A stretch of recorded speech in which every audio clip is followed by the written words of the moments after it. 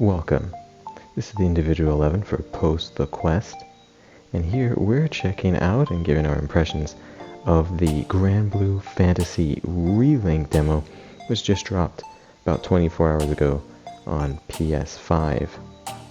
And as we have a look at the start screen, it instantly just brings us right back to Final Fantasy 13 and Final Fantasy 13 2's opening screen. Beautiful music, which you can't hear here, thanks YouTube. But it really just brings us right into some of the first and most striking things that you'll notice about this game, which is its art style. It's definitely a positive for this game. It's well designed, slightly cel-shaded, but also a little painterly, which goes well with the source material. Of course, we know this is an established franchise, so they're maintaining some of their hand-drawn art that was used in the mobile game. But that also brings us to one of the game's shortcomings, depending on how you look at it. As we get a good look coming out of this cave, we are met with something very interesting. And you've probably already noticed it. The field of view is pulled really tight in. This is usually a pretty good perspective for third-person action games, but I find that in this section, the story section, because it's different in the online section, it's just a little too close. And then as we transition into gameplay, we see another one of the game's potential issues that some people will have problems with: visual clutter. There is not only a lot going on screen, but so much information being thrown at the player all at once. 4 character stats in the corner, plus link levels and points being tallied in the right. You've got your button and attacks being mapped and shown on the bottom right.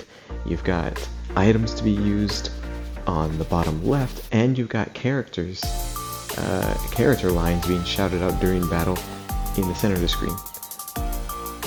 This is a lot. MMO players are probably shrugging their shoulders, but for the rest of us who are used to some clean UI, this will take a little getting used to. Hopefully in the final game, they weren't present in this demo, but hopefully in the final game we'll have some HUD options. I know in the Horizon franchise we're able to turn off various HUD elements, and hopefully that's something they adopt here in the final game, because I don't think, at least when you're outside of battle, that you need all that info at you all at once. Definitely a lot going on screen, and you can't hear it, but definitely a lot being thrown at you audibly as well, because there is so many things going on. There's music playing, there's sound effects, there's 5 or 6 characters talking to you at any one time during battle, basically having conversations. This is not unlike Tales of Arise, but it's just way more noticeable here. The amount of banter, because of the amount of characters, just is almost twice as much, I would say, as Tales of Arise.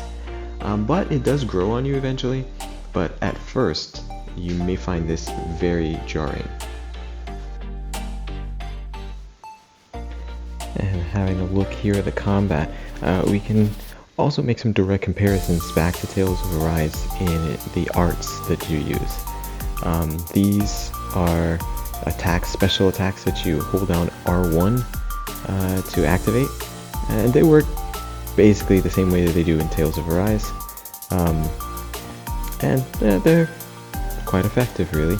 Of course, you have your link abilities once you and another character are attacking and doing a similar attack at the same time. But this brings up another eccentricity of this game: the camera. Both the camera and some of the character movements feel very floaty. Very floaty. Think almost Little Big Planet floaty. And this comes into play when you are traversing the world.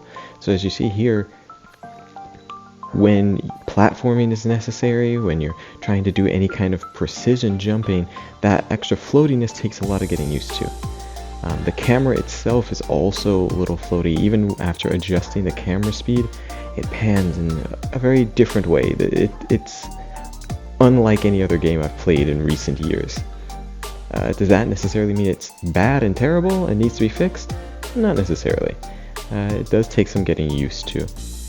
But definitely it's something that this game does that's different from others.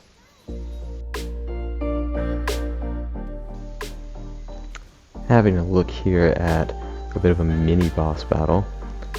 Not even, but just larger enemies. And we're going to get a nice demonstration of the ability to link your skybound arts together as a group.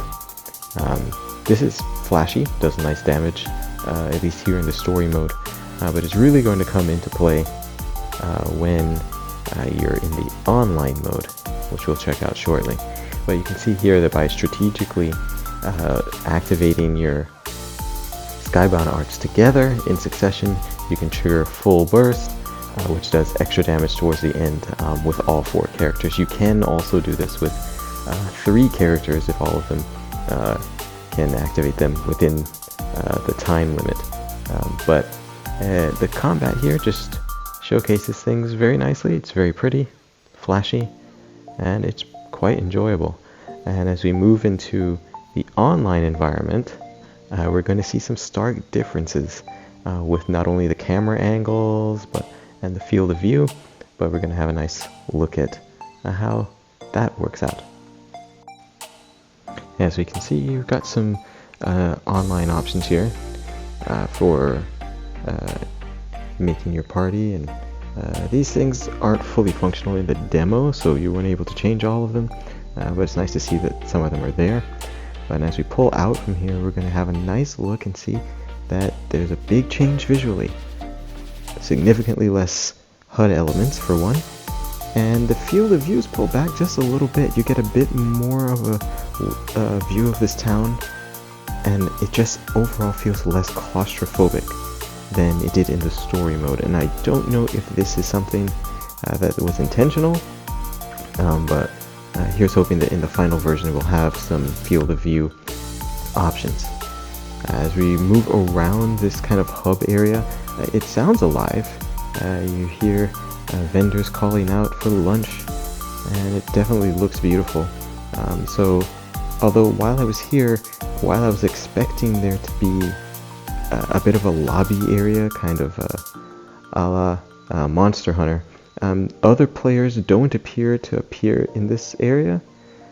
Maybe that's different if you party up specifically, if you're playing co-op or something, but here just going to using the normal online mode, no other players showed up in this little lobby area. But as we go to select a quest, if you play Monster Hunter World, this will seem quite familiar to you. So you have recommended levels that you should be, power levels that you should be before you take on certain quests, and it'll even give you an indication of how well you've done on that quest if you've played it before. So we're gonna pick the desert area and the corresponding boss to fight there. And then when we go into this, we're going to have a good look at the online gameplay and how quickly the matchmaking starts. So you're allowed here a few options with how you filter out people.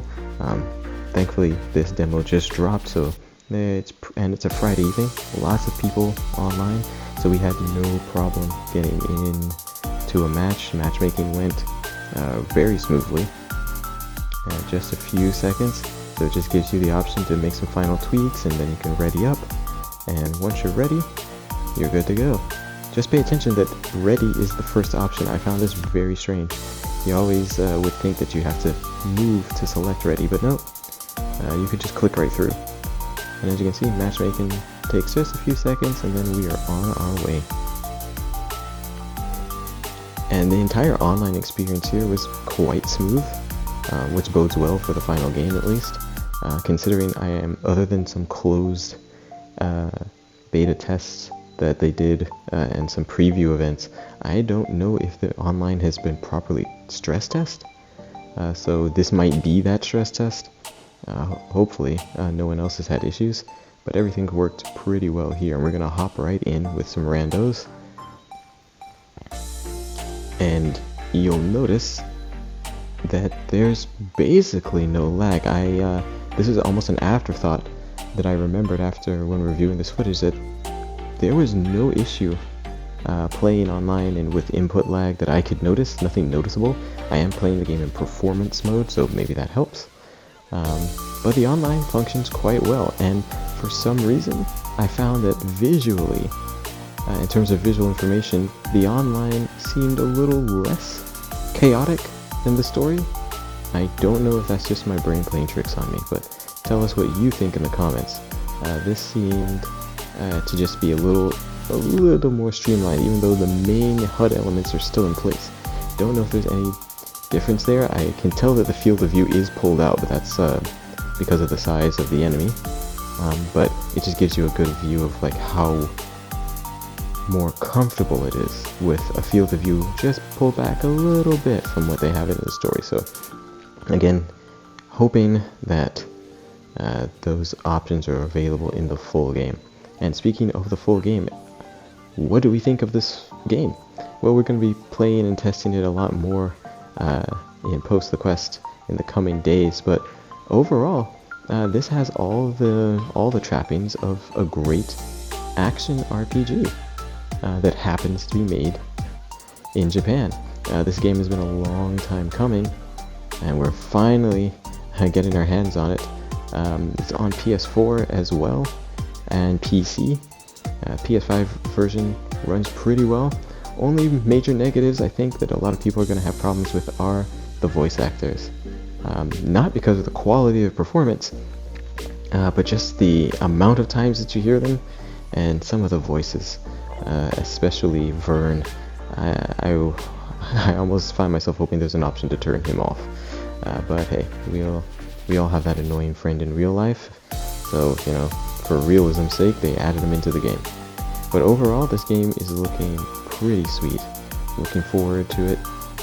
Pre-ordering very soon, and we hope to see you out there when we post the quest.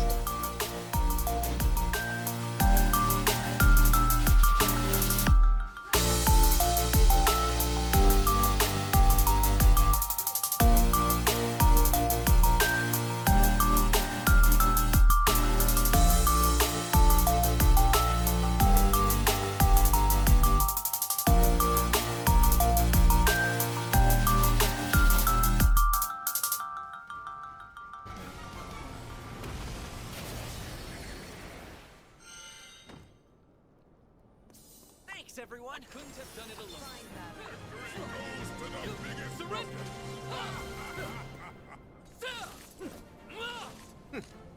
Skyfarers, never